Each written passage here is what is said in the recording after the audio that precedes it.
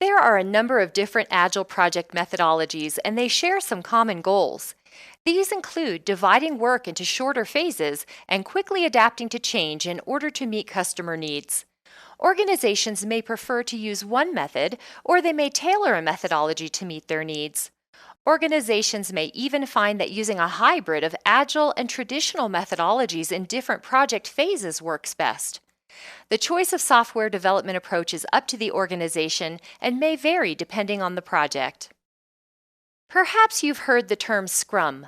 In rugby, a scrum is when the players pack closely together with their arms interlocked and their heads down in order to gain possession of the ball. In project management, Scrum is a popular project management framework that many software development teams use. Similar to a rugby team, a Scrum team works very closely and collaboratively. In spite of today's high-tech world, Scrum relies on co-location, where teams are physically located together to maximize face-to-face communication. This also promotes osmotic communication, where we learn from each other just by overhearing and being available for conversations.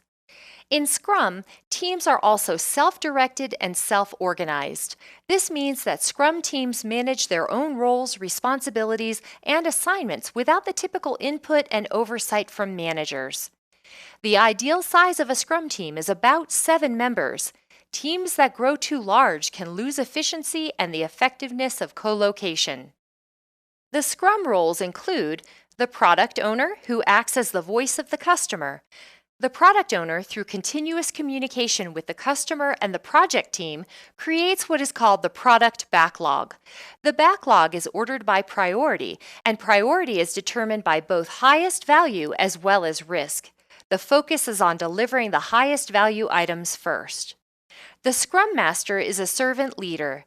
They facilitate the Scrum process by removing impediments that could prevent the team from delivering the product goals and deliverables.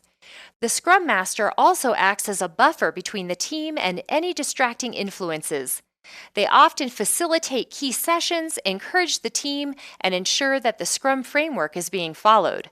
Since Scrum teams are self-organizing, the Scrum Master may be part of the development team. The development team is the group responsible for doing the actual work and creating the deliverables during each work increment or sprint. Let's look at a very simplified view of a Scrum project. The product owner provides information about the desired end product. Together with the development team, they break the product down into features and functionality. These features become the product backlog. The product backlog will likely be updated and reprioritized throughout the project.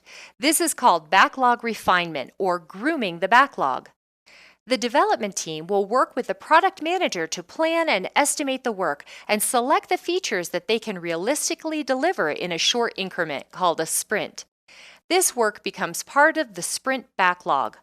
A typical sprint or iteration is usually between 1 and 4 weeks in length. During a sprint, the development team will participate in a Scrum or daily stand-up meeting. This meeting should last about 15 minutes, and each team member will answer the following 3 questions. What did I do yesterday? What will I do today? And are there any impediments that could prevent me from accomplishing my work? Any other discussion should be handled offline to ensure meeting efficiency. At the end of each iteration, there is a sprint review and an opportunity to demonstrate the product to the customer and get feedback. Through this iterative and agile approach, Scrum teams can generate value quickly for customers versus waiting until they have all of the features of a certain product or service developed. Through continuous feedback, they can quickly identify and correct any issues before investing too much time on the wrong thing. At the end of a sprint, the development team will also participate in a sprint retrospective, which is an internal meeting to reflect on the last sprint and improve processes for the next one.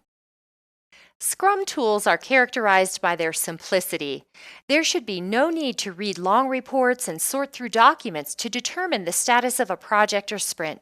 Scrum tools are also highly visual, taking the form of charts that are placed in high-traffic public areas for the development team and others to see. Tools should also be very tactile, meaning they are easy to touch and can be updated by literally changing something on a whiteboard or moving a sticky note from one column to another.